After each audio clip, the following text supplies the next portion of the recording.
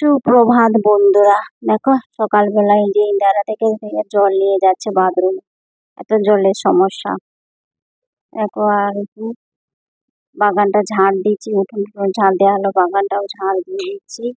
বাগানে আম গাছগুলো রয়েছে না, পেয়ারা গাছ, আম গাছ, পাতা পড়েছে, ওই জন্য আমি ঝাড় দিয়ে দিচ্ছি। আর আজকে তোমাদের সাথে আমি আমার সারাদিনের কাজকর্ম এটাই শেয়ার করবো। তোমরা দেখতে থাকো ভিডিওটা, আশা করছি ভালো লাগবে। আর আম হয়েছে গাছে, সেটা তোমাদের সাথে শেয়ার করছি। আমাদের গাছে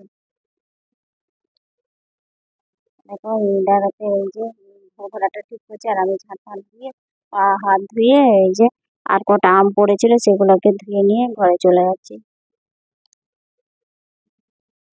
গুড মর্নিং বন্ধুরা, welcome back to my channel ওয়াল চ্যানেলে তোমাদের সবাইকে স্বাগত। তোমরা সবাই কেমন আছো? আশা করি সবাই খুব ভালো আছো, সুস্থ আছো। আমরাও ভালো আছি, সুস্থ আছি। আর হচ্ছে শনিবার, আর এখন বেজেছে 5টা। এখন থেকে আমার ব্লগটা শুরু করছি, তোমরা সবাই দেখতে থাকো, আশা করছি ভালো লাগবে। দেখো আমি যে বাগানের কাছে চলে এসেছি। সামনে দেখো পেয়ারা গাছ, আম গাছ রয়েছে। চলো আমগুলো দেখাই তোমাদেরকে কাছে।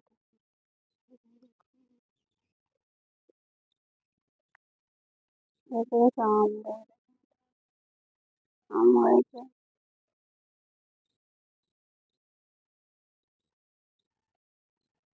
বৃষ্টি হয় না তো এই আমগুলো সব শুকিয়ে যাচ্ছে। দেখো আমাদের এই গাছে আমটা হয়েছে, এটা হচ্ছে কলম গাছ। আমগুলো হয়েছে তো বেশি বড় হয় না, ছোট ছোট সাইজেরই আছে আমগুলো। অনেকগুলোই আম হয়েছে ছোট গাছটাতে। ওই দেখো পাতার ভেতরে ভেতরে হয়েছে তো দেখাই যাচ্ছে না আমগুলো। আর একটু গাছটাও ছোট, আর হাত পেয়ে যাচ্ছে আমাদের। ওই দেখো গাছে পাতায় ঢাকা পড়ে গেছে আমগুলো, বোঝাই যাচ্ছে না। আর এইদিকে দেখো এই বড় আম গাছটাতে, এটা হচ্ছে হিমসাগর আম। আম বেশ বড় হয়েছে আমগুলো, আর বেশ মিষ্টি। আর এইদিকে দেখো সূর্য উঠে গেছে, গাছে ঢাকা আছে ওই দিকটাতে। গাছের ছায়াটার জন্য দেখা যাচ্ছে না, কিন্তু পিছন দিকটাতে লাল গাছের সূর্য উঠছে এই সময়। 5টা বেজে গেছে তো, তাই 5টা 5:30টার মতো বেজে গেছে। আর এই আম গাছগুলোতে এই যে ডালা কেটে দিয়েছিল, এই জন্য এগুলোতে দেখো কি সুন্দর কচি কচি পাতা হয়েছে। আর এইদিকে আম গাছে ডালাটা দেখাচ্ছি, আম হয়েছে। ওই দেখো দেখতে পাচ্ছ, ওই যে ওইখানে বড় বড় আম আর গোল গোল সাইজের আম। আমটা নাকি কাঁচাতে টক আছে, পাকলে খুব মিষ্টি। হিমসাগরের আম।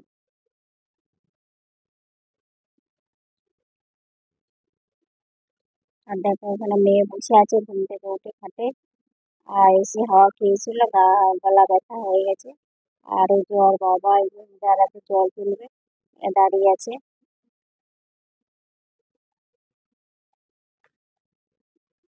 বালতিটা ভালো করে মানে বেঁধে জলটা তুলবে। একবার যে জল তুলেছে সেটা ঢেলে দিয়েছে, জল তুলেছে। দেখো এখন আমি হচ্ছে সকালে সব কাজ গুছিয়ে চান টান করে পুজো টুজো দিয়ে চলে এসেছি রান্নাঘরে। আর আমার যে কাজের মেয়েটাও চলে এসেছে, ঘর মুছবে ও। আমি এই যে ঠাকুর ঘরে গিয়েছি, ঘরটাতে গিয়ে ও ঢুকে যাওয়ার, ও ঘর মুছার পরে আমি ঘরটাতে আবার দরজা লাগিয়ে দিচ্ছি, যাতে গরম হাওয়া না ঢুকে। সকাল থেকে লাগিয়ে রাখবো, তাহলে গরম হাওয়াটা ঢুকবে না, ঘরটা ঠান্ডা থাকবে। এসি চালাইলে একটুতেই ঠান্ডা হবে। ওইটা লাগিয়ে দিয়ে চলে এলাম। তারপরে দেখো রান্নাঘরে আমি কি রান্না করব, তাই যে আমি ফ্রিজটা খুলে দেখছি কি কি সবজি আছে। এই সবজিগুলো নিয়ে নেই, তারপরে কেটে রান্না করব। আর হচ্ছে ডিউটি আছে, খেয়ে দিয়ে ডিউটি চলে যাবে। আর মেয়ে এখানে খাটের উপর বসে আছে, ও ড্রয়িং করছে। বললাম না রান্না করছি, আমার সম্পূর্ণ রান্না কমপ্লিট হয়নি। যেটুকু রান্না হয়েছিল সেটা দিয়ে ভাতটা খেয়ে দিয়ে ডিউটি যাবে, রেডি হচ্ছে। টান টান করে করেছে। আর একটা পাশের বাড়ির মেয়েও সে চলে এসেছে আমার মেয়ের সাথে এখন খেলাবে বলে। ওই যে এখনো বসেছে, আর মেয়ে ওখানে বসে গল্প করছে। আর তারপরে দুপুরে খাওয়া দাওয়া করে রেস্ট টেস্ট করলাম। তারপরে ডিউটি যাবে বলছিল, তারপরে আবার ডিউটিটা ক্যান্সেল হয়ে গেছে, এই জন্য যাইনি। ঘরে ছিল, আবার বিকেল হয়ে গেছে, এখন বিকেল হচ্ছে 5:30 6টা বেজে গেছে। উঠে বসে আছি এই যে খাটটা পেতে। আর যা আমার হাজবেন্ড আছে কি আমাদের দেশের বাড়ি থেকে ফোন করেছে, তার সাথে কথা বলছে আর আমি আমার এই যে চুলটা বেঁধে দিচ্ছি।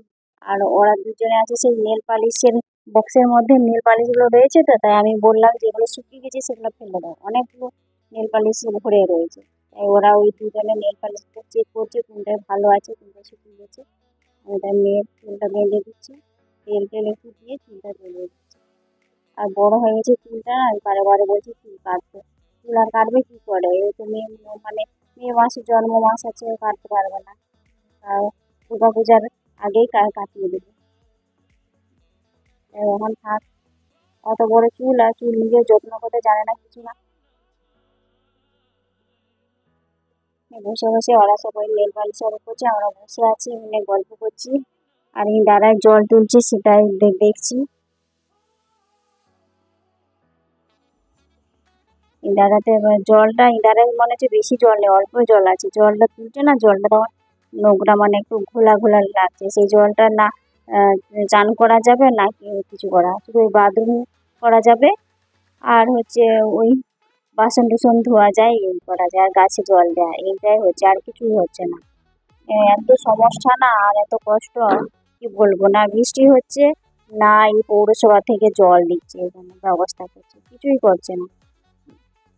এই এখন মানে বৈশাখ মাসে এই অবস্থা, তাহলে জ্যৈষ্ঠ মাস হলে কি হাল হবে বলো তো।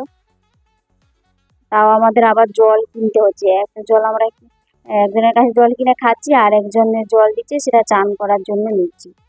আর সন্ধেবেলায় দেখো মেয়ে রুটি খাচ্ছে, হরলিক্স আজকে খাইনি, রুটি আর গোলা রুটি আর দুধ দিয়ে খাচ্ছে, আর নই নাচ করছে। আর আমি তখন অন্ধকার হয়ে গেছে, এই দেখাচ্ছি পরিবেশটা, অন্ধকার হয়ে গেছে।